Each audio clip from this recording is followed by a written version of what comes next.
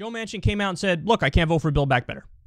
There's no iteration of Build Back Better that he could vote for, even if they whittled it down to $500 billion or whatever peanuts nonsense that they can. He's like, no, I'm not in favor of it.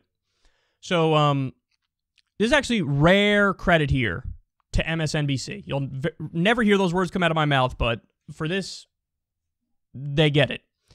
They took the initiative of reaching out in West Virginia to real voters and asking them, hey, what do you think about this? And what you're going to notice here is the heterodox politics in West Virginia. Yes, they're a Trump state, a big Republican state, but they have a very strong union history and labor history in that state. So that means they've been voting against their own economic interests with the Republicans for a while, but they still have that foundation and those roots. And so it impacts the way they think about working and labor. And look at this. A voter who voted for Trump is asked about Build Back Better and what Joe Manchin just did, and the answer will surprise you. The cost of living is so high here in West Virginia now that you can't afford to buy anything. And his support for this would help a lot of people that are struggling right now because of COVID. So Gary, what is the senator not hearing from his conservative constituents like you? I think it's all,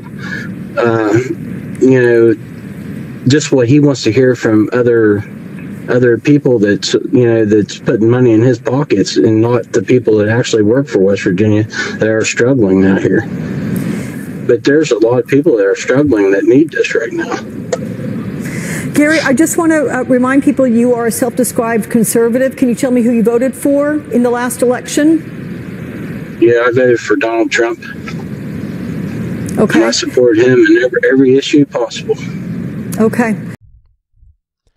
I know it's going to blow a lot of your minds out there, because when you're online, like we all are, and you're a political junkie, there's this really hyper-factionalization that happens, where you start to parse through every little ideological difference between one faction of the left and another faction of the left, and the broad right, and, the libertarian right versus the populist or fake populist right, and all these different things. You look at that and you form a mental map of the way politics works, and you don't realize that oftentimes in the real world, not online, people have very heterodox views. They're all over the fucking place. And this is actually indicative of a standard West Virginia voter. Because like I said, they may be a Trump state, but they have a strong union and labor history, a lot of working class people, and they are hurting. And they take yes for an answer. So when you look at the provisions of Build Back Better, whether it's elder care, home care, lower drug prices, Medicare expansion, child tax credit, the list goes on and on. Universal pre-K. I'm going back to the original bill now. When you look at all that, a voter like this would look at that and say, I like those things. Those things would materially improve my life and my friends' lives. And even though I voted for Trump, I support him in every way possible, that is also true. So here is a conservative Republican telling Joe Manchin, what are you doing? Vote for the bill. What's wrong with you? And it exposes the lie of Joe Manchin's tap dance of, I'm just a West Virginia Democrat, and if I can't explain it, then I can't vote for it. Oh, you can't explain it? Well, what you can explain is voting no. Because as I said in every segment so far today, 68% of West Virginia likely voters support Build Back Better. 90% of Democrats in West Virginia support Build Back Better. 64% of independents in West Virginia support Build Back Better. And 56% of Republicans in West Virginia support Build Back Better. A majority of Republicans support Build Back Better. And I'm not even doing full justice to the issue, because, again, when you go issue for issue within the bill, it's even more popular. So Joe Manchin is not a West Virginia Democrat. He's a Goldman Sachs Democrat. He's a corporate Democrat. He's a right-wing Democrat. That's what he is. That's what he is. And he's not in favor of helping workers. So, listen, you're telling me that a public pressure campaign wouldn't work when the voters are already there in West Virginia? You're telling me if Biden did a rally there, or Bernie did a rally there, or you get a group of Democrats to do a rally there, that wouldn't work? You're telling me if you ran ads in West Virginia about corrupt Joe Manchin that wouldn't work? Bernie Sanders wrote an op-ed a couple months ago, and Joe Manchin had a tantrum. I was like, don't you dare do that. The reason he's saying that is because it touched a nerve, and it would work. FDR or LBJ could have gotten Manchin to fall in line and vote for this piece of legislation months ago. Months ago. But Biden didn't, because Biden doesn't really care about the specifics. Does he want Build Back Better passed? Yes, but he wants a watered-down, slim version of it, maybe $1 trillion, and he thought Joe Manchin would ultimately sign on to that, and guess what? Joe Manchin didn't.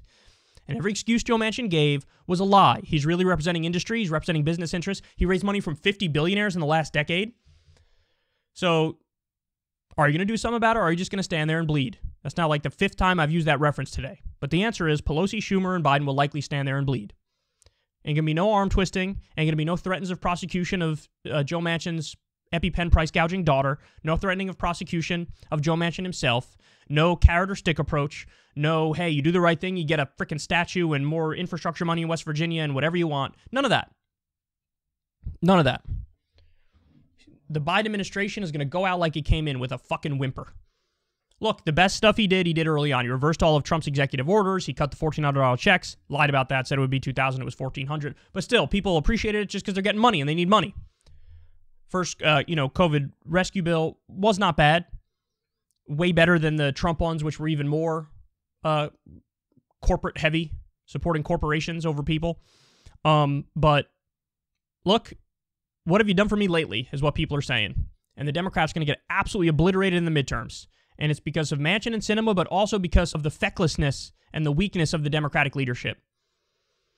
This is what you get with neoliberal rot. We're seeing it in front of our eyes. When you have a conservative Republican Trump voter in West Virginia who is more lefty on economics than the Democratic president and then a Democratic senator, that's a real problem. If you want to see me and Crystal Ball interview legends like Noam Chomsky, Cornel West, and more, subscribe to Crystal Kyle and Friends on Substack. $5 a month gets you the video version a day early. Remember, we take 0 ad dollars for this podcast. Or you can sign up on Substack for free and get the audio version a day later. Link in the video description box below.